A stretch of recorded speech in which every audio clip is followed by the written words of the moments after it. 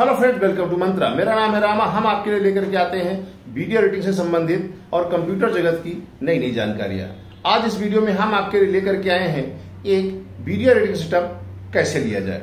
यदि आपको नया वीडियो एडिटिंग कंप्यूटर लेना है तो उसमें कौन सा वर्जन लेना चाहिए, कम बजट में कैसे लेंगे, कौन कौन सा पार्ट हमें लेना है, कौन कौन सा पार्ट नहीं लेना है, क्यों कौन सा पार्ट लेना है, इस बारे में हम इस वीडियो में डिटेल में जानकारी देंगे। तो पूरा वीडियो देखिएगा तो बहुत कम बजट में 12th जनरेशन का i7 प्रोसेसर का सिस्टम बनवा पाएंगे।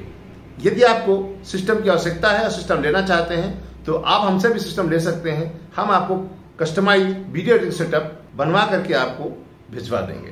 तो चलिए देखते हैं इसमें कौन कौन से पार्ट हैं जिसमें हमने इसको यूटिलाइज किया है। दोस्तों, ये हमारा नया वीडियो एडिटिंग सेटअप है जो हमने 2022 में HD वीडियो एडिटिंग करने के लिए यूज किया है। इसमें हमने बहुत कम बजट में ये पीसी बिल्ड करवाया है। क्या क्या कॉन्फ़िगरेशन है ये डिटेल में हम आपको इस वीडियो में बताएंगे। ये पूरा वीडियो आप देखते रहिएगा। इस वीडियो एडिटिंग सिस्टम को बनाने के लिए हमने जो प्रोसेसर यूज किया है ये है हमारा 12700 और 700K में केवल एक अंतर है, वो है अनलॉकिंग का। अनलॉकिंग का मतलब क्या होता है, जब आप किसी वीडियो एडिटिंग का काम करते हैं तो यदि आपको नॉर्मल स्पीड से ज़्यादा पावर चाहिए होती है तो अनलॉकिंग की आवश्यकता होती है। यदि वो जाते हैं तो उसमें क्या है, आपका बजट बढ़ जाता है। लेकिन यदि आप नॉर्मली काम करना चाहते हैं तो आपके लिए 12700K और 12700 में परफॉर्मेंस में कुछ खास अंतर है नहीं जब तक आप अनलॉकिंग नहीं करते हैं। अनलॉकिंग करने के लिए आपको मदरबोर्ड भी हैवी चाहिए होता है और प्रोसेसर के लिए भी आपको अलग से ज़्यादा पैसे चुकाने पड़ते हैं। इसलिए हम कम बजट में ये पीसी बनाया है जिसमें हमने यूज़ किया है 12700K प्रोसेसर। इसके अलावा मदरबोर्ड के लिए हमने यूज़ किया है गीगाबाइट का B660M गेमिंग DDR4। DDR5 में आपका बजट काफ़ी बढ़ जाता है, इसलिए हमने इसी को लिया है। बजट कम करने के लिए हमने इसको यूज़ किया है। मदरबोर्ड में जब जाते हैं तो 12th जनरेशन के लिए आपको 3 कैटेगरी में गीगाबाइट के मदरबोर्ड आते हैं। एक होता है गीगाबाइट 610, एक होता है 660 और अगला जाता है 690 के साथ। यदि आप 690 लेते हैं तो आपका बजट काफ़ी इस बजट से 2 से 3 गुना तक आपका बजट जा सकता है। आपको मदरबोर्ड पे हम एक अलग से वीडियो बनाएंगे, कौन सा मदरबोर्ड आपको चूज करना चाहिए, कौन सा मदरबोर्ड चूज आपको नहीं करना चाहिए। यदि आप 12700 प्रोसेसर के साथ जा रहे हैं जो आपको अनलॉक नहीं करके दे रहा है तो आपको मदरबोर्ड भी हैवी लगवाने की आवश्यकता नहीं है, क्योंकि आपको अनलॉकिंग करना ही नहीं है। इसमें B660 गेमिंग DDR4 वाला जो मदरबोर्ड है इसमें भी कई कैटेगरीज आती हैं। AX के साथ आता है, X के साथ आता है, AM के साथ आता है। तो इसमें कई प्रकार के मदरबोर्ड आते हैं जिसमें वाईफाई मिलता है। अलग अलग कैटेगरी के मदरबोर्ड होते हैं। इसके बारे में हम आपको अलग से एक वीडियो बनाएंगे। भाई हमने इस मदरबोर्ड को क्यों चुना, क्योंकि आपकी आवश्यकता से अधिक की मदरबोर्ड की आवश्यकता नहीं होती है, क्योंकि आपको जब जरूरत ही नहीं है और उसके लिए आपको ज़्यादा पैसा देने की आवश्यकता नहीं है। कैबिनेट खरीदते समय हमने कोर्सियर की स्पेक 01 सीरीज का कैबिनेट यूज किया है।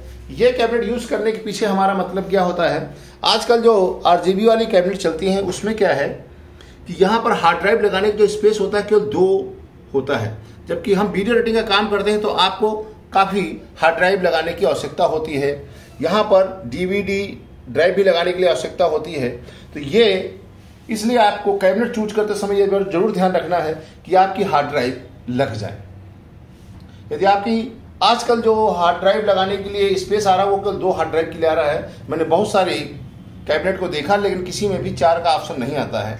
इसके अलावा प्रोसेसर लेने के साथ कैबिनेट का भी ध्यान रखना पड़ता है। कई सारी कैबिनेट ऐसी होती है जिसमें प्रोसेसर को कूल करने के लिए अलग से आपको कूलिंग फैन लगाना पड़ता है, जिसमें डबल फैन होता है, सिंगल फैन होता है, ट्रिपल फैन होता है। उसी हिसाब से कैबिनेट का भी चूज करना पड़ता है, कैबिनेट किस तरह की होनी चाहिए। यदि हमने यहाँ 12700 प्रोसेसर लिया है तो इसमें ये जो कूलिंग फैन है ये इसमें पहले से आता है। यदि आप K प्रोसेसर लेते हैं तो उसमें आपको अलग से कूलिंग फैन लगवाना पड़ता है, जिससे कास्ट का लगभग 5 से लेकर 7,000 रुपये तक और बढ़ जाती है। यदि लो ग्रेड का लेंगे तो आप 2,000 से कूलिंग फैन शुरू हो जाते हैं, लेकिन लिक्विड वाला लेंगे तो आपको 5,000 के ऊपर चला जाता है। तो इसलिए हमने अपने बजट को कम करने के लिए 12700 प्रोसेसर लिया। उसी के साथ मदरबोर्ड का भी जानकारी होनी चाहिए आपको, मदरबोर्ड कितना हैवी है। आपको किस काम के लिए लेना है। यहाँ पर आपको कितनी SSD या ME2B लगाने की ऑप्शन देता है, कितनी साटा लगाने की ऑप्शन देता है, कितना आपको यहाँ पर बैक साइड में कितना आपको कनेक्टिविटी के लिए दे रहा है। आपका HDMI मिलता है, डिस्प्ले पोर्ट मिलता है, USB 3 या USB 2 की कितनी आपको कनेक्शन के लिए देता है। तो मदरबोर्ड चूज करते समय इस बात को ध्यान रखना होता है, अपनी ज़रूरत के हिसाब से चूज कर सकते हैं। इसके अलावा हमने यहाँ पर कूलर मास्टर की पावर सप्लाई 750 वाट के लिए ये लिया है। ये बहुत बेहतर परफॉर्मेंस देती है, हमने कहीं पहले भी इसको यूटिलाइज किया हुआ है, इसलिए हमने इसी को चूज किया है। इसके अलावा यदि हम जाते हैं मॉनिटर के लिए, मॉनिटर भी हमने 27 इंच का HD मॉनिटर HP का चूज किया है, जिसका मॉडल नंबर है, ये आपका मॉडल नंबर यहाँ पर दिया हुआ है, ये आप आपको दिखा रहे हैं, ये इसका मॉडल नंबर है। ये बहुत बेहतर, बहुत गुड लुकिंग मॉनिटर है, जो आपको यहाँ पर दिखने वाला दिख भी रहा होगा कि किस तरीके से ये मॉनिटर अच्छा काम दिख रहा है। बहुत बेहतर मॉनिटर है, इसको हम पिछले कई दिनों से यूज कर रहे हैं। यहाँ पर आप देख रहे होंगे ना, साइड में बिल्कुल पतली सी आपको केवल मान्यूट सी आपका आउटर लाइन है, जबकि अन्य मॉनिटर में देखेंगे ज्यादा आउटलाइन होती है। तो ये लुकिंग वाइज हमको बहुत बेहतर लगा, इसलिए हमने इस मॉनिटर का चूज किया है। इसकी कीमत लगभग 20,000 के आसपास हमको ऑफलाइन मार्केट में पड़ी है, ऑनलाइन जाएंगे तो इसकी पैसे ज्यादा हो सकते हैं। इसके अलावा हमने इस सिस्टम को बनाने के लिए जो यूज किया है WD की 250 M.2 NVMe hard drive use किया है, जिसमें हम OS रख रहे हैं। उसके लिए क्या ऐसा इसलिए किया है क्योंकि हमको C ड्राइव में कुछ ज्यादा करने की आवश्यकता नहीं होती है, उसमें केवल OS ही रखना चाहिए, ज्यादा डेटा रखना नहीं है। तो 500 GB की हमें आवश्यकता नहीं है, इसलिए हमने इसमें पैसे बचाने की कोशिश किया है। इसके अलावा हमने कोर्सियर की 3200 मेगाहर्ट्ज की DDR4 की रैम लगाई है 16 GB, जो लगभग 5,000 के आसपास में आपको मिल जाएगी। कैबिनेट भी हमने लगभग 3,000 के आसपास, कैबिनेट की कीमत, ये जो आपका कोर्सियर की कैबिनेट स्पेक 01 है, इसकी कीमत लगभग जो है आपको 3,000 के आसपास में है। पावर सप्लाई की कीमत जो यहाँ पर ये जाती है, ये 5,000 के आसपास मिलता है आपको, 750 वाट। इसके अलावा हमने कीबोर्ड माउस लॉजिटेक का यूज किया है M90, बहुत बेहतर काम कर सकता है, काफी लंबे समय से हम इस पर काम कर रहे हैं। और इसके बैकअप के लिए हमने यूज किया है APC UPS 1100BA, क्योंकि 650 या 700 वाला जो UPS है हम काफी यूज कर रहे हैं। यहाँ पर देखिए हमने ऑलरेडी ये मैनुअली लगा के रखा है, लेकिन ये इतना बढ़िया बैकअप नहीं दे रहे थे, इसलिए हमने ये UPS मंगवाया है। इसे बैक साइड में बहुत बेहतर पोर्ट होता है। यहाँ पर जो मैनेजमेंट किया जाता है बैक साइड का, वो आपका बहुत बेहतर मिलता है। यहाँ पर ये 5 तरीके से आपको 5 ऑप्शन मिलते हैं पोर्ट लगाने के लिए, 3 ऑलरेडी लगे हुए हैं और 2 यहाँ पर खाली हैं। यहाँ 5 डिवाइसेस आप कनेक्ट कर सकते हैं। वर्तमान समय में UPS में आपको काफ़ी डिवाइसेस लगानी पड़ सकती हैं, इसलिए ये UPS अभी तक हमको जो जानकारी है उसके लिए बेस्ट UPS हमको लगता है। तो ये हमारा नया सेटअप है, जिसमें लगभग हमारा 85,000 के आसपास बजट लगा है। इसमें ग्राफिक्स कार्ड शामिल नहीं है। ये जो ग्राफिक्स कार्ड लगा हुआ 4 GB का हमने जो लगा रखा है, ये हमारा पुराना है जो हमने DDR5 का लगा रखा है। यदि आप ग्राफिक्स कार्ड में जाते हैं तो ग्राफिक्स कार्ड में जाएंगे तो आपका यह सिस्टम लगभग 4 GB के साथ ग्राफिक्स कार्ड जाता है। 1650 Ti है, 1660 Ti है, 1660 में जाएंगे तो आपको 15 से 20,000 रुपए और लग जाएंगे। तो यही सिस्टम आपको 1 लाख के ऊपर बैठ जाता है। टोटल बजट हमारा बना था, ये देखिए यहाँ पर 63,950 रुपए, जिसमें कि हमारा UPS भी है लगभग आपका 5,200 का, इसमें GST अलग से लगती है। तो इसमें से 5,000 कम करें तो 58,000 रुपए लगभग आपका ये सिस्टम बनके तैयार हो गया है। मॉनिटर और UPS शामिल नहीं है। यदि ग्राफिक्स कार्ड, मॉनिटर और UPS को शामिल कर देते हैं तो यही बजट आपका 1 लाख रुपए पहुंच जाएगा।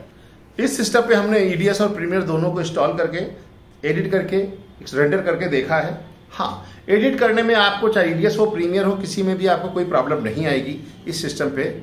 लेकिन यदि आप एक्सपोर्टिंग करते हैं प्रीमियर में तो वहां पर आपको कुछ थोड़ा लैग की महसूस हो सकता है। तो यदि आपको प्रीमियर प्रो पे काम करना है तो ग्राफिक्स कार्ड जरूर लगवाइएगा, वो भी 4GB का, कम से कम 4GB का ग्राफिक्स कार्ड लगवाएंगे तो आपको स्पोर्टिंग टाइम आपके रियल टाइम से 50 के नीचे आ जाएगा। हमने इसमें पूरा देखा है रेंडर करके, बिना ग्राफिक्स कार्ड के भी ग्राफिक्स कार्ड लगा करके, चाहे आपको मेमोरी पे रेंडर करना हो, चाहे CUDA कोर पे रेंडर करना हो, या आपके सॉफ्टवेयर पे रेंडर करना हो, सब पे रेंडर करके चेक कर लिया है ये किस तरह परफॉर्मेंस देता है। यदि आप बिना ग्राफिक्स कार्ड के प्रीमियर प्रो में रेंडर करते हैं तो आपको इसमें टाइम, एक्सपोर्टिंग टाइम लगेगा, एडिट करते समय आपको कोई भी प्रॉब्लम नहीं आएगी। एक्सपोर्टिंग समय ये थोड़ा टाइम टेकिंग हो सकता है। यदि आप एक्सपोर्टिंग के टाइम आपको टाइम बचाना है तो आपको इसमें ग्राफिक्स कार्ड 4GB से कम ग्राफिक्स कार्ड मत लगवाइएगा। और के सीरीज के साथ क्या क्या स्पेसिफिकेशन होंगी, वो लगभग कितने बजट में आपको आएगा, इसके बारे में अगला वीडियो हम आपके लेकर के आएंगे, जिसमें हम आपको बताएंगे प्रोसेसर कौन सा चाहिए, मदरबोर्ड कौन सा चाहिए, रैम कौन सी लगानी चाहिए, और उसके अलावा क्या क्या होने चाहिए वीडियो एडिटिंग में। लगभग मिड रेंज में, मिड रेंज हमारा जाता है लगभग आपका 1.5 लाख के आसपास। 1.5 लाख के आसपास में कितना, कौन कौन से आपको हार्डवेयर परचेज करने चाहिए, इसके बारे में आपको अगले वीडियो में जरूर बताएंगे। मिलेंगे आपको अगले वीडियो में, तब तक के लिए रामा की Ram Ram. Thank you for watching, धन्यवाद।